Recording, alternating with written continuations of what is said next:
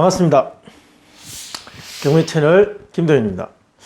자, 이번 수업 사건은 경상남도 김해시 유라동에 있는 유련마을 동원 로얄 두크 아파트 1차입니다. 자, 보통 어떤 특정 지역의 특정 아파트 경매 물건을 분석하기 전에 왜 이 물건을 이번 수업 자료로 선택했는지 제가 가끔씩 이야기를 하고 있는데 어제 제가 이 유라동에 한번 일이 있어서 방문했는데 유라 1차와 2차 이렇게 지역이 나눠져 있습니다. 자, 2차가 미분양 상태에서 굉장히 인기가 없었습니다. 밤에 가면 귀신이 나올 것 같고 상가도 별로 없고 정말 앞으로 어떻게 될 것인가 걱정이 될 만큼 개발 실패가 아닌가 그런 걱정이 될 만큼 그런 지역이었는데 지금 최근의 아파트 영향이 여기까지 미친 것 같아요. 그래서 거의 뭐 세대당 1억에서 1억 5천 정도의 가격 상승이 있었습니다. 자, 그래서 제가 궁금하더라고요. 여기는 이제 1단지입니다. 1단지 지역은 어떤 가격 변동을 보이는지 한번 살펴보고 싶어서 이 물건을 선택했습니다. 자, 먼저 사건 번호 2020타경 8339호 자, 창원지방법원 보는 사건입니다. 소재지는 김해 유라동 유런마을 동원 로얄 두크 아파트 1차 3층입니다. 층은 비교적 저층입니다. 물건의 종류는 아파트, 전용 면적은 25.7평, 전용 면적 25.7평은 소위 우리 보통 말하는 한 32평 또는 뭐 33평 뭐 그런 정도의 크기 아파트입니다. 자, 대지권은 16.2평, 토지와 건물은 일괄매각입니다. 자, 소유자와 채무자는 같은 사람인데 일단 사람 이름을 지워놨습니다. 채권자는 은행입니다. 자, 이렇게 은행 관련 어떤 대출 이자를 갚지 못해서 지금 이렇게 경매에 이르는 그런 사건이다라고 보시면 됩니다. 사건 접수는 2020년 6월 26일, 그러니까 6월에 접수되었다. 자, 이것은 좀 중요한 의미가 있습니다. 이 6월 달에 감정이 되었다. 즉, 이 감정가 2억 7,200만 원이라는 가격은 이 6월 즈음의 이 지역 거래가 가능한 시세에 해당하는 가격이었다. 이렇게 보시면 됩니다. 그래서 이 감정이 작년에 되었느냐 또 올해 되었느냐에 따라서 이 낙찰가에도 어느 정도 영향을 미칩니다. 입찰 6일 전입니다. 6일 전이고 얼마 안 남은 사건입니다. 12월 8일 2억 7,200 감정 1차에 진행 예정인데 지금 나와 있는 아파트 매매하고자 하는 매도 호가의 물건 그리고 그 물건들이 가격 수준이 어느 정도에 호가되고 있는지 그리고 실제 사례가 어느 정도 수준에서 됐는지 그런 것들이 이 감정가 1차에서 낙찰이 될 것인지 또는 유찰되어서 자, 2차에 낙찰될 것인지를 어느 정도 알 수 있습니다. 자, 그래서 그런 내용을 살펴보도록 하겠습니다. 자, 먼저 가격 분석에 들어가기 전에 권리적으로 이 사건이 문제가 있는가? 그러면 그 권리의 그 하자가 결국 가격에 큰 영향을 미칠 수 있기 때문에 일단은 권리적 문제가 있는지 없는지부터 살펴봐야 됩니다. 자, 이것은 경매가 접수되고 진행되는 과정에 이해관계자 또는 진행과 관련된 관계자들이 법원 그 경매계에 접수한 내용입니다. 자, 이것을 살펴보는 이유는 특별히 주목해서 봐야 될 이해관계자가 있는지 없는지 그 사람이 낙찰받은 이후에 낙찰자에게 영향을 줄 법한 사람인지 아닌지 그런 이해관계자의 흔적을 사전에 한번 살펴보는 겁니다. 보시면 등기소에 등기필증을 제출했고 감정평가서 제출되고 그리고 현황조사서 제출되고 그리고 기타 교부청구서 그리고 열람복사신청 이 정도가 전부 답니다. 자, 6월 달에 접수된 사건이 지금 12월에 1차 진행을 합니다. 6개월 만에 진행하는 것은 근래 몇 년 사이에 본 사건 중 가장 빠른 사건 중에 하나입니다.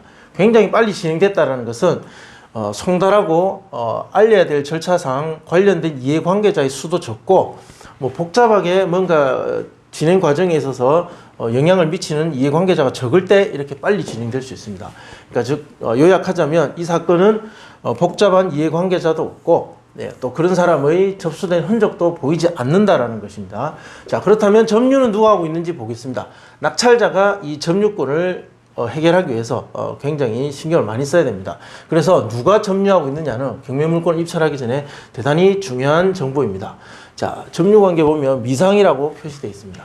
집행관이 현장에 갔을 때 현황 및 점유관계 조사를 위해 현장을 방문했을 때, 자, 폐문되어 있었다. 문이 잠겨 있었고 이웃 주민을 상대로 탐문하였으나 거주자를 확인할 수 없었다. 부동산 경매 사건에 대한 안내문을 출입문에 게시하는 등 절차를 현재까지 아무런 연락이 없다. 그런데 전입세대 열람 내역을 확인해 보니까 소유자 가족, 자, 이게 중요합니다. 소유자 가족 외에 등재자는 없다. 그러니까 소유자가 점유하고 있을 것으로 강력하게 추정된다. 강력하게 추정된다라고 말할 수 있습니다. 소유자가 살고 있다라고 말할 수 있는 것이 아니라 소유자가 살고 있는 것으로 강력하게 추정된다. 자, 이렇게 말하는 것이 정확하겠죠. 자, 등기 현황. 자, 등기 현황 보겠습니다. 2013년 7월 2일 날 이 소유자가 집을 샀습니다. 그리고 2015년 10월 14일 뭔가 대출을 받았겠죠. 은행권으로부터 대출을 받았습니다. 자, 이 날짜. 자, 이것이 중요합니다. 2015년 10월 14일. 가장 빠른 권리입니다. 자, 이것이 말소 기준 등기입니다. 이 날짜 이후에 설정된 압류, 임의경매 등기 이런 것들은 모두 다 소멸된다. 굉장히 단순한 권리관계입니다. 뭐 임차인도 없고 다른 가압류, 어떤 개인 채권도 없고 대단히 단순하고 간단한 권리관계입니다. 자, 이런 것들이 취하의 가능성도 높죠. 예, 높을 수 있습니다. 지금 시세가 얼마인지 모르겠지만 감정은 2억 7,200입니다. 지금 경매에 넣겠다고 청구한 금액이 2억 3,200입니다. 즉 물건의 가치보다 청구된 금액이 월등히 작을 때는 취하 가능성이 굉장히 높다는 거죠. 이 물건도 취하 가능성은 대단히 높은 편입니다. 자, 그럼 이런 등기상의 권리 관계일 때 누구를 상대로 명도할 것인가? 당연히 소유자를 상대로 명도해야 되겠죠. 소유권자가 점유하고 있는 것으로 강력히 추정되고 다른 임차인의 흔적은 없고 접수 내역도 없고 현황조사세도 없고 배당 요구도 없습니다. 소유자 세대가 점유하고 있는 것으로 보입니다. 자, 이 세대를 상대로 인도 명령을 신청하고 잔금 납부 후 1에서 약 3개월 정도 소요될 것입니다. 강제 집행을 한다면 300에서 한 400만 원 정도의 비용이 들어갈 겁니다. 자, 이 비용을 들여서 법원에 납부하고 강제 집행을 하느니, 자, 그러느니 명도 비용으로 이사 비용을 주고 합의할 것을 저는 권장합니다. 자, 이 강제 집행을 실제로 해보는 사람은 그렇게 많지 않습니다. 저도 그렇게 많이는 안 해봤지만 그래도 몇 차례 상가, 아파트, 빌라, 주택 강제 집행을 해봤는데 정말 이거는 안 하는 게 좋습니다. 실제로 추정되는 비용은 이런데 정말 해보면 이보다 더 많은 비용이 들 수도 있고 또 신경도 많이 써야 되고 기간도 생각보다 오래 걸립니다. 그리고 강제 집행한 그 동산 물건, 그 물건의 동산 경매까지 처리해야 되는 과정이 있기 때문에 굉장히 신경이 많이 쓰입니다. 따라서 이 비용을 차라리 좀 과하다 싶더라도 차라리 잘 협의해서 이사 비용으로 주고 내보내는 것이 시간적으로 훨씬 더 이익입니다. 자, 명도 소송 가능성은 희박합니다. 시장 매물. 자, 이제 본격적으로 경제적 가치에 대한 분석을 해보겠습니다. 시장에 나와 있는 같은 평형대 유련마을 동원 로얄두크 1차, 같은 평형대에 호가되고 있는 물건입니다. 자, 우리 경매에 나온 물건은 3층이고 남서향인데 지금 호가하고 있는 물건들 보면 동양 23층 3억 9천입니다. 우리 감정이 2억 7,200이죠. 2억 7,200. 호가하고 있는 것은 3억 9천. 자, 1단지도 무려 1억 원 정도의 호가는 올라가 있다는 거죠. 자, 여기서 중요한 건 가격이 올랐다라고 말하기는 상당히 어렵습니다. 물론 실거래가에서 한 번 더 확인해 보겠지만 호가가 오른 것이 가격이 올랐다라고 말할 수는 없는 겁니다. 자, 이 시세라는 것은 상당한 기간 물건이 공개되고 그 정보를 그 정보에 정통한 양당사자, 여기서 양당사자는 매도자, 양당사자가 상당한 기간 합리적이고 독립적인 어떤 그 검토를 거쳐서 판단해서 거래가 될 법한 거래가 될 가능성이 높은 가격이 시세입니다. 자, 그런데 이것은 상당한 기간 노출되어서 정보에 정통한 양 당사자들이 검토한 가격이 아니라 그냥 매도자가 받고 싶은 금액입니다. 최근의 시장 분위기에 올라타서 매도자가 받고 싶어하는 금액이고, 뭔가 시장 분위기에 쫓겨서 매수자들은 이 매도자의 호가에 많이 쫓아가고 있는 것은 사실입니다. 그렇지만 이것이 지금 현재 시세다고 말하기는 아직 정확한 가격은 아니다. 자, 그래서 최근에 제가 조사 분석에서 유튜브 촬영했던 자료들의 그 낙찰 사례를 보면 제가 분석한 자료는 거의 대부분 틀렸습니다.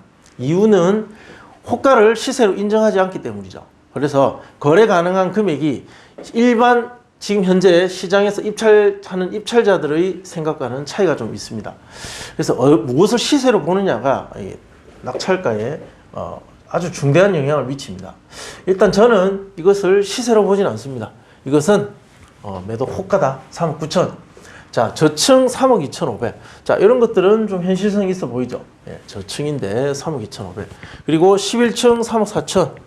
저층 2억 8천. 자, 아직 2억 8천이 있는데, 자, 이렇게 차이가 많이 날 때, 자, 이 가격은 실제 살아있는 정말 거래가 가능한 금액인지는 한번 조사해 볼 필요가 있습니다. 보면 3억 8천, 뭐 중층은 3억 5천, 3억 4천, 즉 중층은 3억 한 중반대, 그리고 고층은 3억 중반을 조금 넘어가는 금액에도 호가하고 있다. 자, 여기서 이제 궁금하지 않을 수 없습니다. 그렇다면 실거래가, 정말 실제 현장에서는 어느 정도에서 가격이 성립되고 있는가? 자, 이게 중요하죠.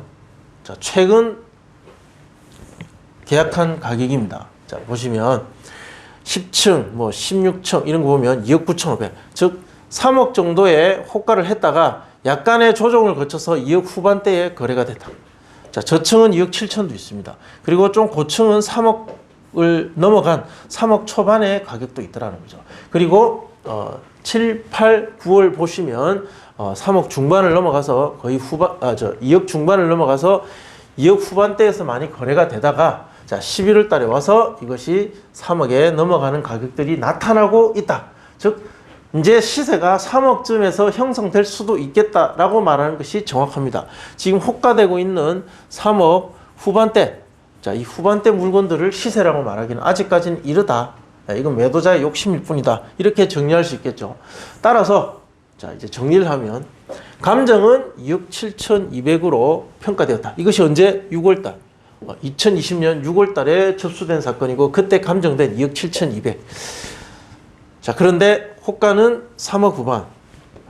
거래된 사례들은 2억 후반에서 3억 초반. 따라서 자, 우리 물건이 3층의 이 물건의 거래 가능 금액, 자, 얼마면 지금 바로 딱 거래가 될 것인가? 자, 제가 생각했을 때는 합리적인 거래 가능 금액은 2억 8천에서 3억이라고 생각합니다. 물론 이 2억 8천은 대단히 보수적인 금액으로 약간은 현실성 있는 금액이라기보다는 좀 어떤 그 굉장히 보수적인 판단에 대한 금액이기 때문에 낙찰받고자 한다면 이 가격을 기준으로 판단하시면 굉장히 힘들 겁니다. 이것이 어쩌면 가장 유력한 금액이 아닐까 이렇게 봅니다. 예. 왜냐하면 지금은 상승 중이기 때문에 시세의 하한가와 상한가 중에서 이 상한가가 현실성 있는 금액이고, 우리의 입찰 경쟁자들도 이 정도 금액은 다 생각하고 있을 거라는 거죠. 그럴 가능성이 높다라는 겁니다. 자, 이것을 기초로 예상 낙찰가 분석하겠습니다. 자, 모아 미래도 자, 5단지 12년도에 건축됐고 9월 9일 날 낙찰되었습니다. 자, 전용 면적 25.7평이고 20층 중에 13층입니다. 자, 1차에 바로 낙찰되었습니다. 즉 9월 달에도 이 가격 상승이 이어져 오다가, 자, 9월쯤에도 어느 정도의 상승이 있었다. 자, 그래서 1차에 바로 낙찰받아도 그 이익이 충분히 있었다라고 말할 수 있습니다. 그렇게 생각한 사람이 자, 2명이 있었던 거죠. 2대1 경쟁률. 2대1로 낙찰받았다. 이것은 굉장히 인기 있는 지역은 아닙니다. 그러니까 인기 있는 어떤 경쟁률은 아닙니다. 그냥 꼭 필요한 조금 발빠른 어떤 수요자가 이때 이 물건에 입찰을 했고, 그때 입찰한 사람은 2대1이었다. 그렇게 생각하시면 될 것 같습니다. 그러니까 그리고 동원 로얄 주쿠 13년도에 건축되었고 25.7평이고 자 비슷한 평형대입니다. 요것도 1차에 낙찰되었습니다. 요건 4월이었습니다. 자 이때 경쟁률은 4대1이었습니다. 자 2대1, 4대1 자 이런 경쟁률은 대단히 인기 있는 지역은 아닙니다. 그냥 실수요자는 있고 어느 정도의 거래 가능한 어떤 그 수요 시장이 살아있다. 다만 굉장히 인기 있진 않다. 이제 이렇게 정리하셔야 됩니다. 자, 감정가 3억 200, 2억 6천일 때 거래 가능 금액은 3억 2천, 2억 9천. 즉 거래 가능한 금액, 실제 매수자들이 반응할 수 있는 금액이 감정보다는 2, 3천씩 높았다라는 거죠. 자, 이때 낙찰가는 이렇게 기록되었습니다. 감정가보다 조금 높은 금액에서. 자, 이것이 거래 가능 금액 대비 낙찰가를 비율로 보면 95.9, 93.1 이렇게 계산이 되는 것이고, 자, 이것을 이 물건에 맞게끔 가중 평균을 구하면 94.63 정도 됩니다. 자, 데이터가 많으면, 자, 이렇게 데이터가 많으면 많을수록 이 퍼센테이지는 점점 정확해집니다. 예, 1%만 가격이라도 3억이니까 300, 2%면 600입니다. 이 300, 600 가격이면 1등과 2등이 충분히 갈릴 수 있는 금액입니다. 따라서 이 0. 몇 %도 대단히 중요한 데이터입니다. 자, 그래서 이 데이터가 많으면 많을수록 좋습니다. 다만 지금은 유튜브에서 이렇게 원래는 10분 정도 만에 하나 수업을 해야 되는데 지금도 조금 초과됐을 겁니다. 자, 빨리 해야 되다 보니까 이제 2개만 해서 이렇게 한다는 것 정도만 보여주는 수준의 어떤 수업입니다. 자, 그것을 감안하고 보셔야 됩니다. 자, 이 94.6% 그것을 하한가 2억 8천 적용하면 2억 6천 2억 6천 997만 원 정도 나옵니다. 물론 경쟁과 명도 과정에 있어 예상되는 비용 이것을 감안해서 계산한 금액입니다. 자, 그리고 상한가 중요하죠. 여기 있습니다. 상한가는 3억입니다. 이 3억을 적용해 보면 2억 8천 890만 원 이게 더 유력한 금액입니다. 감정가는 2억 7천 200이었죠. 예. 그러니까 한 1600 정도는 더 써야 낙찰이 유력하다. 자, 정리하겠습니다. 지금 현재 이 현장에서 이 물건을 살려면 최소한 2억 8천 정도. 물론 이거보다 더 줘야 될 겁니다. 2억 8천. 그리고 많게는 한 3억 정도. 예, 뭐 이 정도는 줘야 살 수 있습니다. 이렇게 이 정도의 시세가 간다고 가정했을 때, 이 정도는 줘야 거래가 가능하다고 가정했을 때는 이렇게 낙찰된다는 거죠. 그리고 이 금액이 훨씬 유력하기 때문에 이 정도 금액은 써야 될 것이다. 이렇게 정리할 수 있습니다. 예, 결론은 1단지, 유라 2단지만큼은 아니겠지만 1단지도 어느 정도의 상승은 있었다. 자, 그 지역도 낙찰받기 위해서는 감정가보다는 한 1600 정도는 더 써야 되지 않을까 하는 것이 오늘 이 분석의 결론입니다. 자, 궁금하신 내용은 댓글로 남겨주시면 답변해 드리겠습니다. 시청해 주셔서 감사합니다. 좋아요, 구독 신청 부탁드립니다.